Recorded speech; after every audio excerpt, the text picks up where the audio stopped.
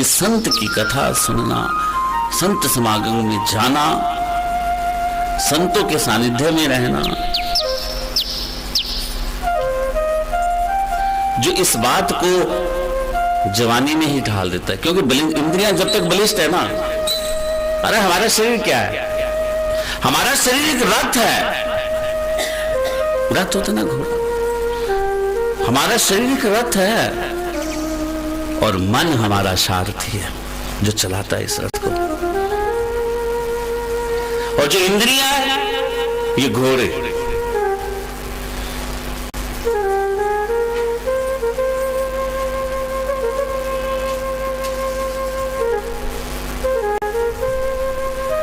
लेकिन अगर मन काबू ना हुआ, अगर मन हमारे काबू ना हुआ, तो इंद्रियों को, रूपी घोड़े को कैसे काबू रख सकता है? वो तो भागेगी। इसलिए इंद्रियां रूपी घोड़े को काबू में रख के चलना, उसकी लगाम जो है, मन की लगाम आपके हाथ में होनी चाहिए। लेकिन मन क्या है? मन का काम तो सोचना।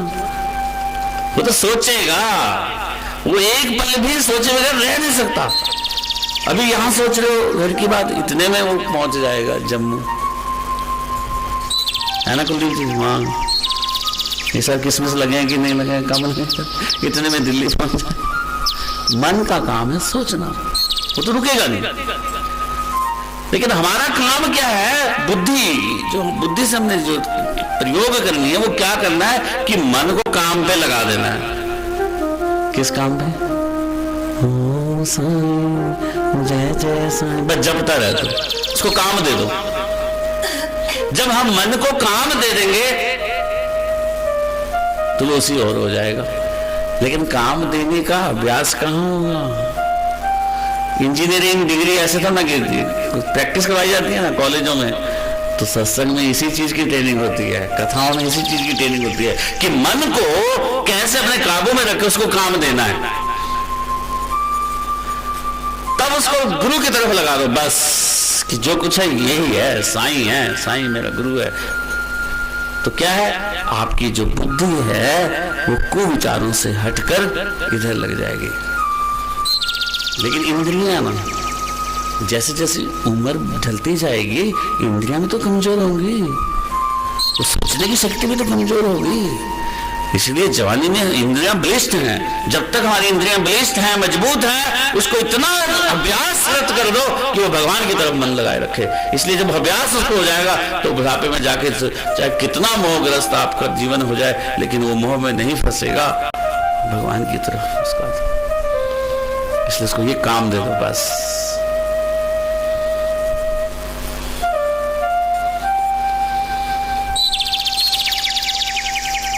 रोहिला की कथा है। रोहिला मुसलमान था,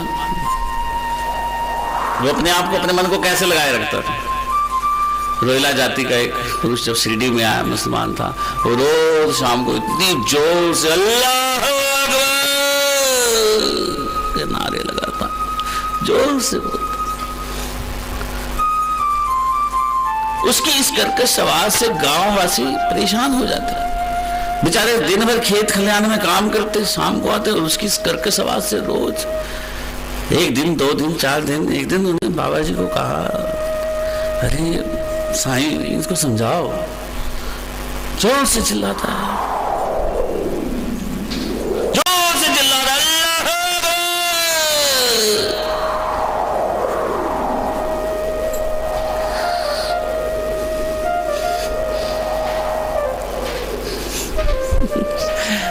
साईं ने कहा अच्छा, जोर से चिल्लाता है।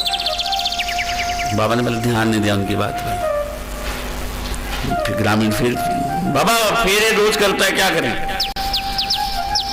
तो बाबा ने ग्रामीणों को हाथ लेते हुए कहा, अरे इसकी जो पत्नी है ना, वो इसे तंग करती है, उससे बचने के लिए ये जोर से चिल्लाता है। और तुम्हें क्या?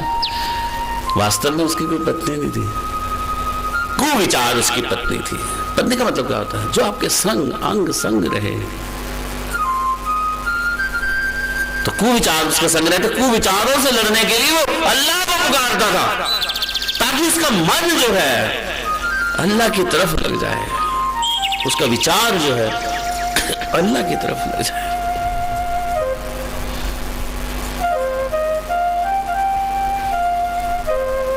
इसलिए जब हम अपने मन को भगवान में लगा देंगे तो हम कुविचारों से बच जाएंगे। जो विचार उत्पन्न हो रहा वही दब जाएगा, कुविचार उत्पन्न ही नहीं हो पाएगा। क्योंकि जब आप साईं बोलोगे तो साईं का जीवन आपके मन में आ जाएगा, साईं का मूर्त आपकी आंखों में आ जाएगी, साईं का जीवन चित्र आपकी आंखों में आ जाएगा। फकीरी का जिंदगी है, एक दूसरे से प्रेम से रहना है, मानव को प्यार करना है, ये विचार आ जाएंगे ना मन में आपके जब भगवान।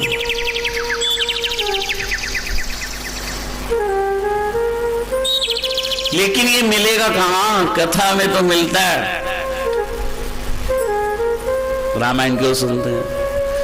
कहते हैं जीना है, अगर जीना कोई सिखाता है कि परिवार में कैसे जीना है, जीवन में कैसे जीना है, माँ बाप के साथ क्या व्यवहार करना है, भाई के साथ क्या व्यवहार करना है, पत्नी का क्या कर्तव्य है, पिता का क्या कर्तव्य है, तो कौन सिखाता है? रामायण। जीने की कला जो है रामायण सिखाती है, और मरने की कला महाभारत।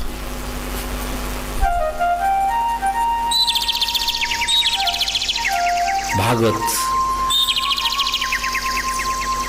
श्रीमद् भगवत कथा जो है वो मरना सिखाती है, लेकिन रामायण जीना सिखाती है। लेकिन इन दोनों के बीच में साईं ने कैसा अपना जीवन पेश किया कि संसारिक रूप में भी रहकर, संसारिक कार्यों में विलिप्त रहकर, संसारी झंझटों में भी विलुप्त रहकर किस प्रकार मानवता की सेवा करनी है और अपने जीवन को उजागर करना है, अपने जीवन को लक्ष्य तक पहुंचाना है। इसलिए आपके जीवन में सर्वप्रथम अगर कोई बदलाव कर सकता है तो वो आपका मन कर सकता है। इसलिए मन रूपी को सिद्ध करने के लिए उसको काम दे दो, क्या? भगवत भजन का, भगवान भजन का, साईं भजन का, ताकि जो इंद्रियां वो वश में रहेंगी। जब आपकी इंद्रियां वश में रहेंगी तो आपसे कोई दोष होगा ही नहीं।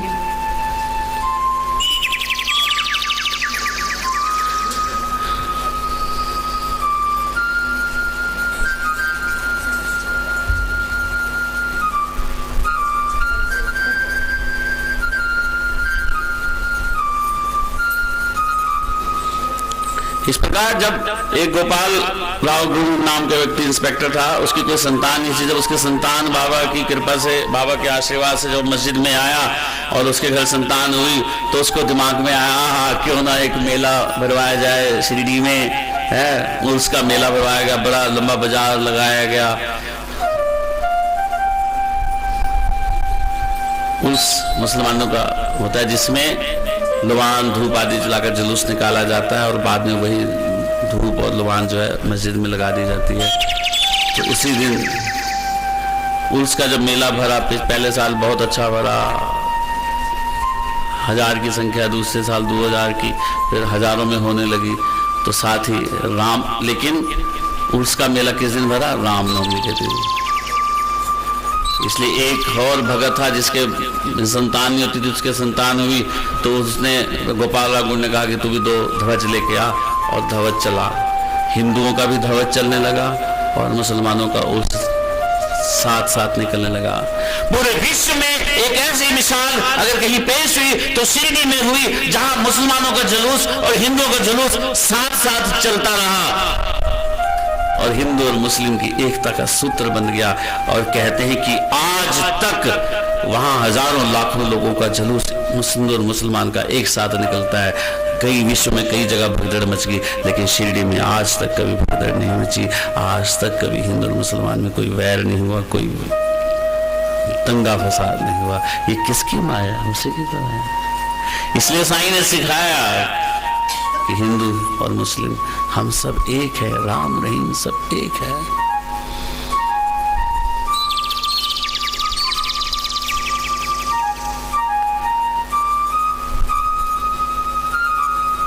कथा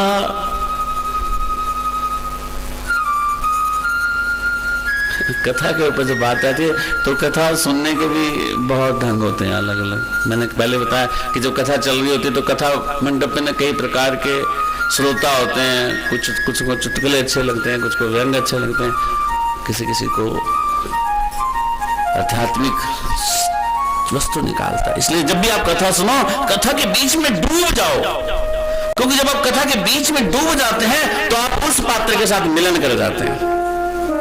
कैसे? मान लो राम की कथा सुन रहे हो, राम वन में जा रहा है, माँ कौशल्या रो रही है। अगर आप उसको ध्यान से लग जाओ ना तो आपके अंदर अपने मातृत्व भाग जाएगा। अरे मेरा बेटा अगर कभी दूर चले गया ऐसे, तो कथा के अंदर अपने आप को शामिल कर लो। जब आप कथा के अंदर अपने आप को शामिल कर लेते हो तो आप उस कथा के अंदर प्रवेश कर जाते हो, और जब उस कथा के अंदर प्रवेश कर जाते हो तो जिस भगवान की, जिस इष्ट देव की कथा चल रही होती है, आप उसमें शामिल हो जाते हो। यही तो पुण्य मिलता है फिर।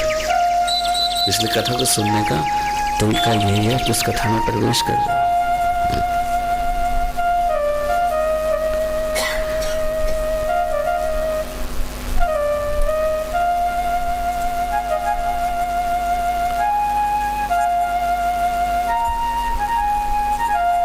साईं अपने भक्तों को किस प्रकार उपदेश देते थे, किस प्रकार उनको ठीक करना होता था, तो कई बार उदाहरण देके बता दिया करते थे बाबा, लेकिन उनको ठीक करते थे।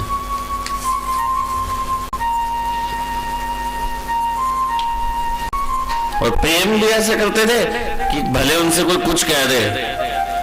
एक बार नानावली नाम का एक व्यक्ति था, बाबा राम से मस्जिद बैठे, अपने गद्दी पर बैठे थे, बाबा को कहते बाबा नीचे उतरो, बाबा भी चुप करके उतर गए। थोड़ी देर बाद वो बाबा की ही गद्दी पर जाकर बैठ गया नानावली। थोड़ी देर में वो बैठा, उसके बाद फिर उतरा, फिर उसने बाबा को बिठा दिया और बाबा के चरण पकड़ लिए, लेकिन बाबा ने कुछ नहीं कहा। नानावली हैरान हो गया कि बाबा को गुस्सा नहीं आया, क्योंकि उनका भक्त प्रेमवश उनसे व्यवहार कर रहा था। एक अमीर शक्कर नाम के व्यक्ति, जिसको गठिया रोग हो गया, शिरडी में आया, काफी दिन रहा। बाबा ने उसको चावड़ी में रहने के लिए दिया। चावड़ी उस समय इतनी अच्छी जगह नहीं हुआ करती थी, डंगर डुंगर होते थे बंधे हुए, फिर भी उसने कहा बाबा का आदेश है तो रहना है। लेकिन बाबा एक रात चावड़ी में रहा करते थे जाकर, और एक दिन मस्जिद में रहा करते थे। इसलिए जिस रात बाबा चावड़ी में आते थे उसको बाबा के दर्शन हो जाते थे। 9 मास वो चावड़ी में रहा, ठीक हो गया, लेकिन अभी उसको बाबा ने आज्ञा नहीं दी जाने की, क्योंकि बाबा की आज्ञा के बगैर ना तो शिरडी में कोई जा सका मस्जिद में उनके पास, और ना ही उनकी आज्ञा के बगैर शिरडी कोई छोड़ सका। अब मैं शक्कर तंग आ गया वहां रह के, कहता मैं तो भाग में चले जाता हूँ। एक दिन रात को बगैर बाबा से आगे लिए बगैर भाग्य शिरडी गांव छोड़कर रात को, और पास वाले गांव के एक धर्मशाला में रुक गया। लेकिन जिस धर्मशाला में अमीर शक्कर रुका था, जिस कमरे में वो रुका, उस कमरे के साथ में एक फकीर मर रहा था। उसको दया आई, उसने उसको पानी पिला दिया। जैसे पानी पिलाया वो मर गया फकीर। अब तो डर गया अमीर शक्कर, अरे मेरे हाथ में ही इसकी मौत हो गई। अब लोग, मैं अधिकारियों को अगर बताऊंगा तो सबसे पहले मुझे पूछेंगे क्यों फंस गया। अरे मैं तो बहुत गलती करी मैंने शिरडी से आकर। फिर बाबा का ध्यान किया, हे मेरे साईं मुझसे भूल हो गई, आपकी आज्ञा लिए बगैर मैं यहाँ भाग गया, अब फंस गया हूं, इसलिए मुझे बचा। फटाफट उस वकील को वहीं छोड़ा कमरे में, और भाग कर वापस शिरडी आ गया, और कान पकड़ लिए, बाबा की आज्ञा लिए बगैर कभी शिरडी छोड़ के नहीं जाऊंगा।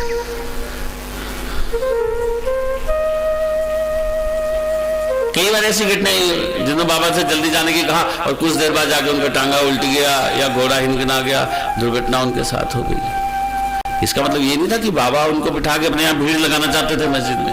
बाबा को मालूम था, त्रिकालदर्शी थे कि अब इनके साथ क्या होने वाला है। एक भगत तो कोई बहुत आवश्यक कोर्ट में उन्होंने जाना, लेकिन बाबा ने नहीं जाना, भी नहीं जाना, यही रहा, आज तो यही रहा। नहीं बाबा पेशी है मेरी कल कोर्ट में, नहीं तो यही रहा। और एक दिन मालूम हुआ कि जिस कोर्ट में पेशी थी जज ही बीमार था, वो छोड़ा ही नहीं था। क्या फायदा, जाके ड्यूटी लगनी थी उसको, बाबा ने बिठा लिया।